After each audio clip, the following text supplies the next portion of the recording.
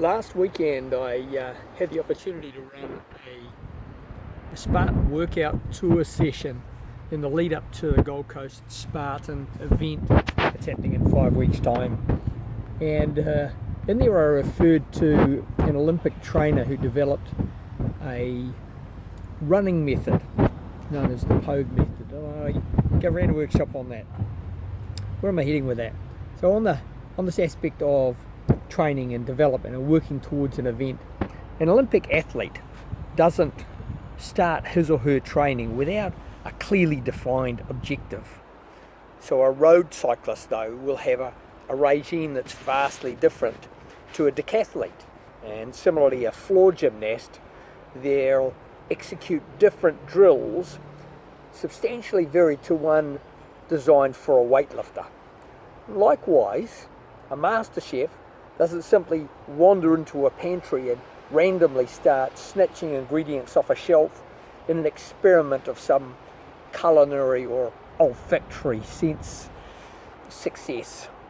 While it's true, though, that each of us in our own ways may be preparing to become a champion or a leader, or simply just to be the best that we can in whatever it is our desired course or objective, because the requirements of each of us are singularly different, then we surely can't all follow the same generic training or preparation structure as if we're on the path to the same objective, because each of us have our own individual endeavours and our own individual journeys and paths.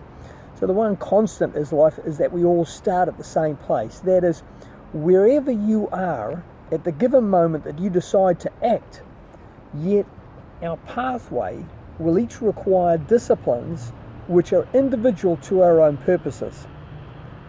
If success is understood to be the achievement of a worthwhile, predetermined goal, then you can realistically expect to not achieve that objective, that defined outcome, unless you follow a prescribed course to eventually arrive at and realize that conceived outcome.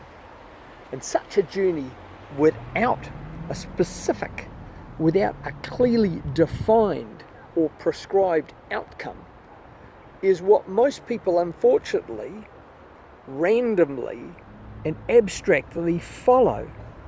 It's as if they're having a nice view while somebody else is on the bus driving as they're just a passenger. And that doesn't mean that necessarily you've failed or lost time or lost effort. But this approach, though, surely could be, and to achievers and to champions, is something that they seriously consider. In 2 days' time, my son Jordan and I will travel to Sydney to watch the touch football premiership finals for Australia, where two women's and two men's teams, after a season of championship competitions, will battle out to see who is the eventual winner and champion for this year. And on this aspect of success in our pursuits, whether it's to be a leader in an organisation or a community, to be a champion in a sport or an endeavour, or to simply be a master of your own ship and your own life, you must not only set smart goals, but you must also see clearly in your mind the goal and the outcome. You must see also how you will go about achieving that in the steps of progress, and see the determination that you will need to expend because of the high worth that that goal has to you.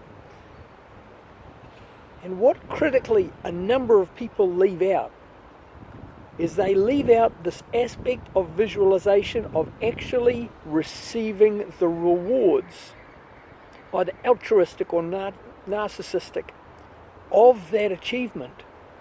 This is what drives you. This is what pushes you. As a keynote though, don't be so busy doing what you think you need to do that you miss the opportunities to do what you can. You see, it's these can opportunities that are the lessons that deepen and develop our experience in life.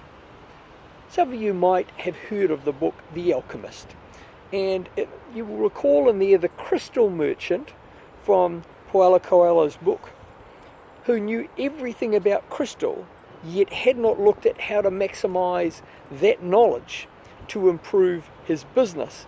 And it took a shepherd boy, just like the shepherd here, to teach him that beauty is the seducer. Clean crystal sparkles and tea tastes finer in crystal. Look at what you know and dream of how you can blend that into your life and make it sparkle and be refined and deliver greater value.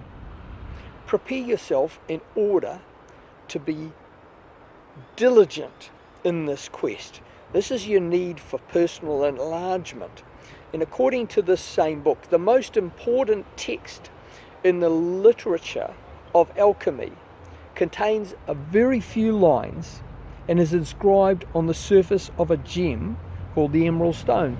And when asked by someone why we would need to read any other books if the most important texts were on that stone, a patron and a master replied, so that you can understand those few lines.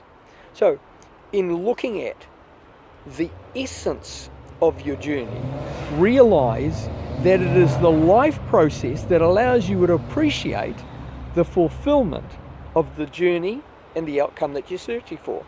So in summary, as you do not begin any journey of value without intent, then surely the best place to start planning any activity of significance is the end result. What is to be achieved, how it's to be achieved, what's to be expended, and what's to be enjoyed as a result of it. Keep in mind identified points of measure along the way to maintain your focus on the next pending event or the next progress checkpoint, to see that you're constantly and steadily maintaining forward progression and momentum. As always, live, love, and serve.